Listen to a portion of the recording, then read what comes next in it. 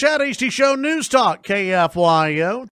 Joining us on the phones right now, the co-chairman of the Republican National Committee, Bob Paduchik, joining us here on the Chad Hasty Show. Bob, good morning. How are you, sir? Hey, Chad. Thanks for having me on. And I'm really sorry that I'm not going to be down in Austin for that gathering. We were down there 2 weeks ago for an RNC meeting. And I tell you, it was great to be there, but boy, was it hot! Yeah, it's hot and humid. That's Austin, Texas, and a little bit liberal. So I'm wondering how many protesters we're going to have once they find out a bunch of conservatives are meeting in one place.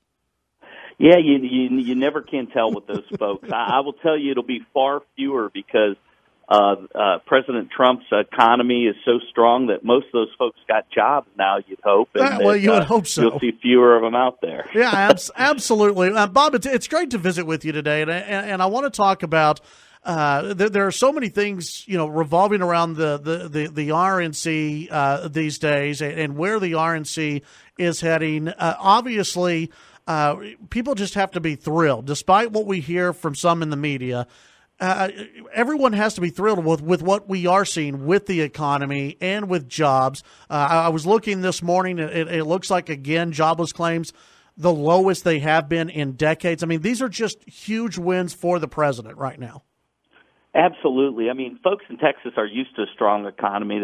Governor Abbott out there has done a great job, and you've seen Texas ranked many times as the number one state to do business in, and that's just a fantastic record. But with President Trump, the last 18 months now, we've seen just a fantastic economic record, and we're starting to see that booming economy, not just in states like Texas, but all across the United States. And we're really happy about, because it allows. I'm in the business of electing Republicans, so come November, when we start making our case for more seats in the U.S. Congress or in the Senate, it's a lot easier to do with a strong economy and a safer, more prosperous America. Yeah, absolutely. Obviously, the midterms, that's the focus of a lot of people right now. What's going to happen with the midterm elections? We've heard everything from a blue wave to a blue drip to I think President Trump has called it a red wall at times. What do you think is going to happen, and what message needs to be sold from not only the RNC, but from Republican lawmakers to the voters? Well, I think that the first message is that promises made, promises kept. Republicans and the president in 2016 said, look, we're going to go to Washington, we're going to cut taxes, we're going to remove regulations, we're going to get this economy back on its feet, and we're going to try dismantle Obamacare and replace it with something better. Now, of those three main things right there, one of them is been a little bit harder. So they've got halfway done on the Obamacare thing. They've repealed the individual mandate. They've got new programs that were introduced yesterday to allow people to have more manageable, more affordable health care plans. And so there's still work to do. So if you're happy with the promises that were kept so far, you need to help us finish the job. And that means putting more people in the United States Senate that are Republican, or at least willing to work with the president. And frankly, we've gotten zero help from Democrats. Not a single Democrat voted for that historic tax cut that was passed last December. And so that just makes this election even more important for us to turn out Republican voters and elect Republicans in November. When you look at the Democrats and the message that they are selling, one, what is their message exactly, other than hating Donald Trump?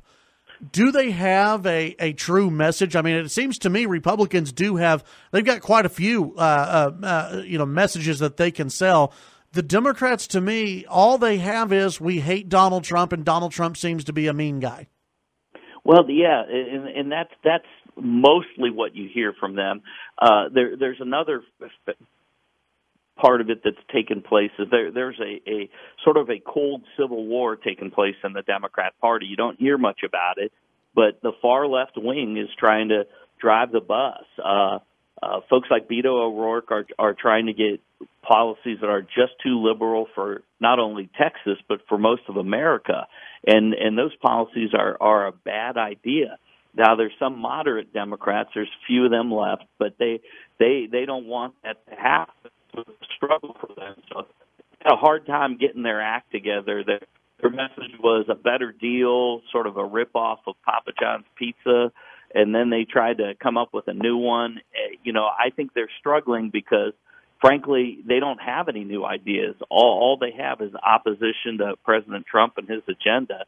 And frankly, I don't think that's a good campaign slogan to campaign on. Visiting with RNC co-chair Bob Paduchik right now on the Chad Hasty Show, News Talk 95.1 FM, 790 AM KFYO.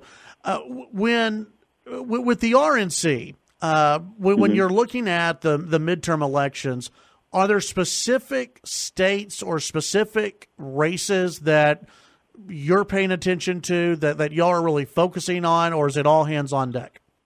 It's all hands on deck, but often what will happen is it's a matter of resources. Right. So if you don't raise a lot of money, you're competitive in a handful of states.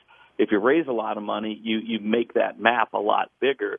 And fortunately, under Ronna McDaniel's leadership, we've done a great job raising money off of enthusiasm and support for President Trump.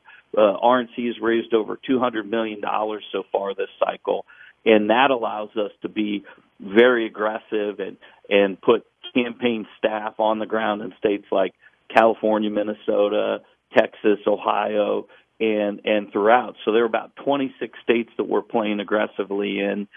We have 500 staffers, which is the most we've had in a midterm election ever before. And frankly, it's a ground game that the Democratic National Committee can't afford to match because they're basically in the red. I mean, they've got like $8 million cash on hand, but they have $7 million in debt. So they're sort of living paycheck to paycheck over there at the DNC, and they certainly aren't putting together the kind of operation that the Republican National Committee has put together. Yeah, absolutely. I can absolutely see that. When we saw some numbers, you brought up Beto O'Rourke, who's running here against Ted Cruz in the state of Texas.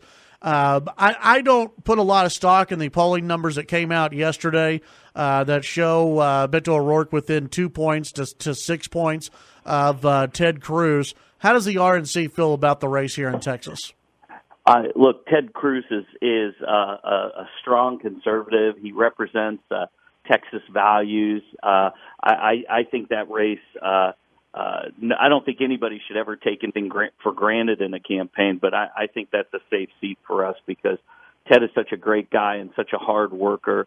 It's hard for me to believe that happened because O'Rourke is so out of touch with average Texans. Yeah, I would agree with you on that. Bob Paduchik, appreciate your time today, the co-chair of the RNC. Would love to visit with you as we get closer to the midterm elections, and we wish you the best of luck. Thanks, Chad. We'll be in touch, and I look forward to being back on. Awesome. Thank you very much. Thanks. That's Bob Paduchik, co-chair of the Republican National Committee. Chad Hasty Show, KFYO.